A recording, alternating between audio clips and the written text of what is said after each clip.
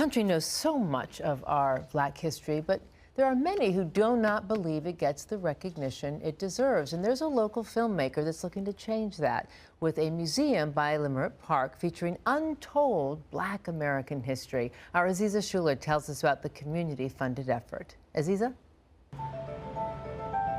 Searching for history is a longtime passion for Tariq Nasheed, a documentary filmmaker and author. He's on the pursuit of uncovering and sharing untold African-American history.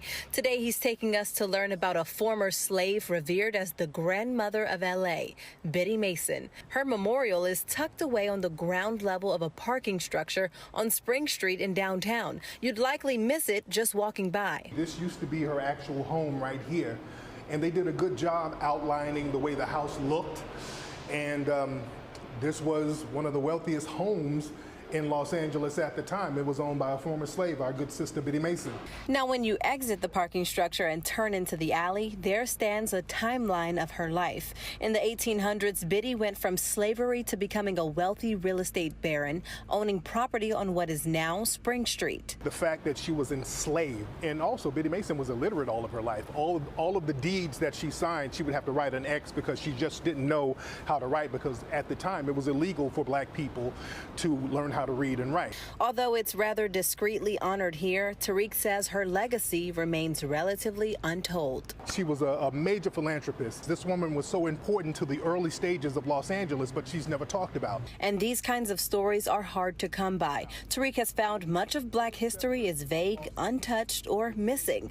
Dr. Darnell Hunt agrees with Tariq. He says it takes a lot of digging to find the real hidden history of the Black diaspora. As a sociologist and African-American studies professor at UCLA, he's been studying African-American history and quantifying it for over 25 years. History is usually told by the people who won. So we live in a society where white supremacy is still operating, and most institutions are run and controlled by white people. So we don't often have control over our own narratives and our own stories. And that's exactly what prompted Tariq to crowdfund over $1 million to purchase this property on Crenshaw Boulevard to build what will be called the Hidden History Museum. This museum will dive deep into the stories of African-American scholars, inventors, leaders, and artists that aren't traditionally recognized in American history. So many people in our community, we're thirsty for the information. We know how important it is that we get information like this that will serve our needs and talk about our history and educate our children. Because on the journey of self-discovery, you must know the history of your ancestors.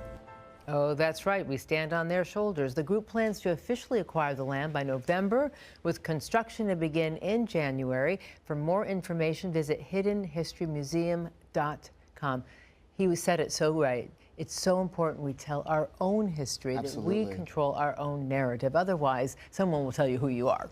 Come on. And you know what look, I love what he said too, Dr. Darnell Hunt. He said history is usually told by the people who won. Yes. I mean, just chew on that for a minute. And you know, this right? beautiful African-American museum, finally, that's in Washington, D.C., it is really impressive and so significant and so important. That's exactly right. Powerful. Looking forward to what they do here. All right. Me too.